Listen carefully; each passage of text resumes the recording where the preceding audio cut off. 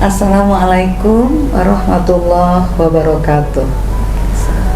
Selamat datang teman-teman semuanya di podcast Solusini. Bersama kami ada solusi. Udah lebaran? Kok lebaran sih? Mau lebaran aja. Cepet amat tuh. Hari berapa? 10 ya? 10 ya? 10. Nah, alhamdulillah udah masuk hari ke-10. Mudah-mudahan sehat-sehat semua ya. Amin, sehat amin. Semua. Bukan cuma sehat fisik, tapi sehat batin gitu. sehat batin. Ya, itu kayaknya lebih penting tuh. Jauh lebih penting. Jiwa raga. Iya. Nah, pembicaraan kita sebelumnya tuh kan masalah kontemplasi tuh. Kontemplasi dalam momen Ramadan. Iya, di dalam bulan suci Ramadan kita ambil waktu biar kemudian kita sedikitnya mengevaluasi diri kita ya, bagaimana kita menghamba kepada Allah, terus bagaimana hubungan kita di keluarga, di masyarakat dan seterusnya. Gimana teman-teman? Udah mulai, udah kelihatan baik gitu kan keretakan-keretakan yang kemarin. Gimana Din istilahnya? Serpihan-serpihan. Iya, atau jangan-jangan udah pada sibuk bikin kue nih. Oh gitu. Ibu-ibu ya. Jadi nggak sempat. Nggak sempat ya sama kontemplasi gitu. Nah, jadi yang perlu diketahui adalah bahwa keutuhan keluarga itu sebuah harapan ya, sebuah dambaan. Jadi balikin lagi ke niat awal laki dan perempuan, kita yang perempuan dan para laki-laki yang bersama kita. Niat awalnya apa? Niat awalnya kan pengen tentram. Ketika ketentraman itu berkurang karena macam-macam dan karena konflik misalnya, maka ini momen yang paling tepat untuk mengembalikan itu semua. Gitu nggak sih? Betul. Kembali lagi ke sarana kontemplasi ya Bu ya. Momen Ramadan kali ini kita pakai ya, kita manfaatkan untuk saling merangkai kembali yang tadinya mungkin dengan rutinitas dunia ya. Kalau dalam keluarga suami sibuk mencari nafkah, istri sibuk mengurus anak. Dengan momen Ramadan ini bisa saling mengikatkan kembali, terus mendekatkan kembali, akhirnya tumbuh kembali ya harapannya gitu. Harapan, mungkin ada rasa yang sudah mulai memudar kan ya. Ya, karena memang rata-rata kalau kita lihat rumah tangga 5 tahun, 10 tahun, 15 tahun, mungkin yang puluhan tahun mungkin ya Bu ya, merasakan ada sesuatu yang mulai pudar, bahkan sudah samar-samar. Mungkin itu bisa udah nggak bening lagi ya, udah gak, ya itu mungkin mudah-mudahan bisa dihidupkan kembali ya teman-teman gitu ya. Ya, jadi kemarin tuh ada teman cerita Din, ada teman cerita suami aku katanya seolah-olah nih teman-teman, seolah-olah keberadaan dia sebagai seorang ayah hanya dibutuhkan ketika anak-anak mereka masih kecil. Dia berpikir seperti itulah kurang lebih gitu kan. Anak-anak masih kecil-kecil, maka sosok dia sebagai seorang ayah pada saat itulah dibutuhkan. Tapi ketika anak-anak itu menginjak usia lebih besar, maka dia berpikir bahwa mereka udah bisa berpikir. Kalaupun ayahnya sibuk gitu, kalaupun ayahnya kalaupun ayahnya misalnya jarang bersama mereka, sang ayah itu berpikir mereka udah tahu kok bagaimana kondisi ayahnya seperti itu. Artinya jangan berharap ayah selalu ada bersama mereka gitu. Nah, jadi misalnya kalimatnya, ayo ayah kita duduk ngopi-ngopi bareng Ramadan gitu. Kapan lagi ayah sama-sama kami gitu. Dengan gampang dia bilang, alah kalian udah gede. Yes. Nah, seolah-olah itu malah nggak butuh lagi ya Bu ya. Seolah-olah sudah tertunaikan pada masa anak-anak masih kecil. Padahal kan lihat dari anak-anak itu sendiri fase-fase mereka ya, fase 7 tahun pertama, 7 tahun kedua, kalau kita mungkin tarik ke pola pengasuhan ya Bu ya, 7 tahun pertama, 7 tahun kedua, itu mungkin kebutuhannya beda-beda ya. Pasti beda-beda usia remaja, usia dewasa awal, bahkan kalau udah berumah tangga juga butuh, masih butuh ya sebagai anak, masih kepengen bareng-bareng gitu sama orang tua, sama orang tuanya gitu. Iya. Nah kalau misalnya ditinjau dari sudut hukumnya itu, Din, berarti itu kan hak anak yang terabaikan atau gimana? Iya, kalau dilihat dari sisi hukum, karena kita memang rujukannya adalah hukum Islam, bahkan ini Bu, hukum di dalam hukum sendiri itu ada spesialisasi mata kuliah hukum keluarga, Bu. Oh gitu? Iya, karena kan hukum keluarga itu udah terkait semuanya ya, dari sisi hak anak, kewajiban orang tua, sesama anggota keluarga, itu bahkan dikhususkan dalam program studi hukum Islam itu ada yang namanya jurusannya hukum keluarga. Di dalam hukum keluarga itulah dibahas bagaimana segala hal yang terjadi di dalam keluarga. Makanya lagi-lagi kita tarik lagi ke undang-undang perkawinan ketika terbentuknya satu keluarga tuh Undang-Undang Nomor 1 Tahun 74. Ya bagaimana menciptakan keluarga itu semakin dekat dengan Allah, semakin baik interaksinya, juga semakin tentram, bahagia, tujuannya kan otomatis sampai ke surga ya. Nah itu tetap mau seberapapun usia, kita tetap harus punya quality time ya, atau bahasa sekarang itu untuk duduk bersama ya, bahkan hanya sekedar curcol ya. Aku begini, rasanya memang perlu sih gitu. Iya, jangan sampai anak-anak kekurangan vitamin B bapak, jangan sampai istri kekurangan vitamin S gitu kan, suami-suami. Nah jadi gitu ya.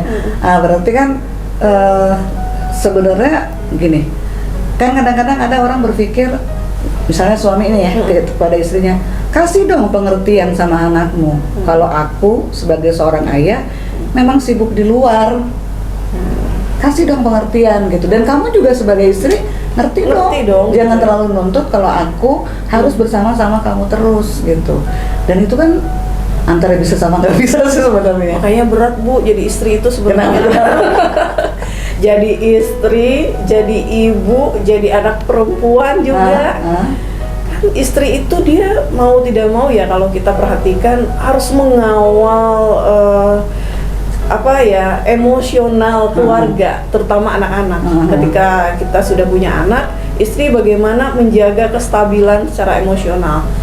Itu kan bayangin ya Bu ya, kalau seorang istri dia juga butuh ngobrol, butuh komunikasi, butuh didengarkan, butuh dihargai gitu ya.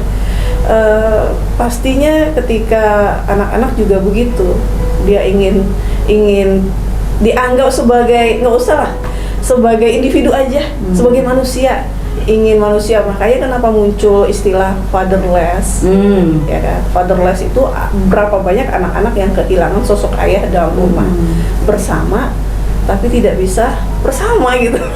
Tidak bisa barengan. Makanya istrinya dituntut harus bisa, padahal kan tugas kita sudah diamanahi, ini nggak mungkin lah, harus bareng-bareng kan. Iya sebenarnya kayak gitu. Jadi kalau ada bahasa gini, kata seorang istri gitu, kalau aku nggak bisa minta kepada kamu, kamu minta aku harus minta ke siapa? Jadi kamu harus minta aku minta ke siapa? Karena aku tidak mendapatkan dari dirimu gitu. Nah tadi pagi itu ada workshop yang saya hadiri, jangan sampai anak kita, istri kita punya penyakit BTT katanya. Apaan BTT?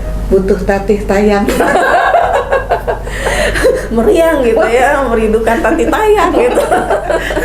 Tatih tayang gitu. Nah jadi makanya teman-teman semuanya, perempuan-perempuan hebat, kayaknya emang Ramadan ini kita pakai bener-bener lah ya. Kita pakai bener-bener supaya saling menjaga kedekatan ya, saling menghidupkan kembali. Karena gini Bu, ini ada ya ibu-ibu yang ngobrol nih, ya seperti kita sampaikan sebelumnya ya, sudah puluhan tahun berumah tangga, itu masih bertanya, saya tuh bahagia nggak sih dalam rumah tangga ini? Kasihan amat. Inikah yang saya inginkan sebenarnya dalam rumah tangga ini? Itu kan artinya apa ya? Apa salahnya? Padahal anak udah sekian, udah punya cucu gitu kan. Tapi kenapa menemukan kebahagiaan itu masih belum juga? Kira-kira apa ya gitu? Secara emosionalnya pasti ada unsur-unsur kebahagiaan secara batin kali ya, secara perasaan. Ya salah satunya pemicunya adalah rasa yang tidak dihargai, merasa tidak dihargai, tidak didengarkan. Karena hidup itu kan semakin rutin ya, rutinitas. Bicaranya soal teknis, berapa tagihan listrik, berapa uang sekolah anak gitu ya, berapa. Lupa kalau bicara antara kita yang deep talk ya. Ya deep talk gitu kan. Jadi benar-benar suami itu tahu bagaimana dalamnya si istri gitu kan. Istri juga jangan cuma menerka-nerka apa yang menjadi keperluan suami gitu kan, dan betul-betul ngerti. Ya sih, jadi kayaknya memang harus dimulai kembali bagaimana komunikasi itu lebih sehat antara suami istri dan kemudian orang tua kepada anak-anak. Iya betul, tapi ini Bu ya, ini disclaimer, itu kan ideal ya, kita berharap memang Allah berkahi, duduk bersama gitu, komunikasi yang baik. Tapi di satu sisi nih Bu, ketika di lapangan, aku jadi deg-degan. Ada apa lagi? Ketika di lapangan nih, karena tahu ya saya sebagai lawyer, ada yang pengen buru-buru Bu. Buru-buru apaan? Buru-buru lebaran? Buru-buru lebaran tuh baru udah ada jadwalnya. Buru-buru, aku nggak mau lebaran bareng dia. Ya itu tuh lebih kecil Din. Ada yang bahkan justru ngomong sama aku, kalau nanti aku masuk surga Mbak, aku nggak mau masuk surga bareng suamiku. Nah iya, itu gimana tuh coba? Ada Ramadan ini dia nggak ingin lagi tuh ada muka suaminya di depan matanya walaupun sudah punya anak. Jadi lebaran nggak boleh ada foto suaminya gitu ya? Iya, ada beberapa case itu ada segera selesai. Ya sementara di satu sisi kita berharap tetap utuh ya rumah tangga itu, tapi ada Bu, fakta itu ada gitu. Nah kalau memang fakta itu memang muncul dalam kehidupan sebuah keluarga gitu kan, saya mikirnya gini, harusnya kan suami istri itu tahu seperti seseorang yang sedang sakit datang ke dokter kan gitu ya, dok saya sakit, kepala saya pening gitu. Nah dia juga harus ngerasain kan bahwa rumah tangga kami sedang sakit, gitu nggak sih Din? Iya. Bahwa rumah tangga kami ini sedang sakit. Apa yang dirasakan? Kok saya nggak kepengen lebaran ada dia di rumah saya? Itu kan berarti kehilangan apa ya? Kehilangan ketentraman itu sendiri lagi gitu. Iya. Cuman masalahnya gini Bu, kalau itu hanya dari satu sisi istri, kedua belah pihak ini nggak sepakat gitu ya, maksudnya si suaminya anteng aja, toh nggak ada masalah kok. Menurut suaminya. Bukankah ketika kita ingin datang, beda ya, mungkin kalau kita punya penyakit kita yang rasakan sendiri, pusing terlihat secara visual ya, visualnya terluka kah gitu, pusing, sakit perut atau bagaimana. Tapi ini kan adalah rumah tangga yang yang kita bangun bareng-bareng, di situ ada anggota keluarga lainnya, diantaranya adalah anak. Itu kalau istri sendiri kayaknya kurang efektif. Jadi harus keduanya merasakan bahwa keluarga kami dalam keadaan tidak sakit, tidak baik-baik saja. Itu otomatis lagi-lagi harus terjalin komunikasi ya. Paling nggak ada yang nggak beres ya. Komunikasi kita, ayo loh kita beresin. Kita mulai untuk berkonsultasi ke ahlinya. Iya, konsultasi ke Bu Dini lah. Iya, dari sisi bisa ke guru gitu, sebagai praktisi pendidikan, ke ustazah kan juga paling tidak ada nasihat-nasihat secara ruhiyah ya, secara spiritual yang mereka dapatkan. Iya, benar. Akhirnya bisa jadi itu lagi kan, seperti cinta pertama kembali gitu ya. Jangan sampai kopi yang panas menjadi dingin. Iya. Gitu kan? Iya. Walaupun kopi itu pahit ya, tapi yang bisa menikmati kopi itu sebenarnya manis di akhir loh, walaupun pahit di awal. Nah seperti itulah kira-kira. Siap.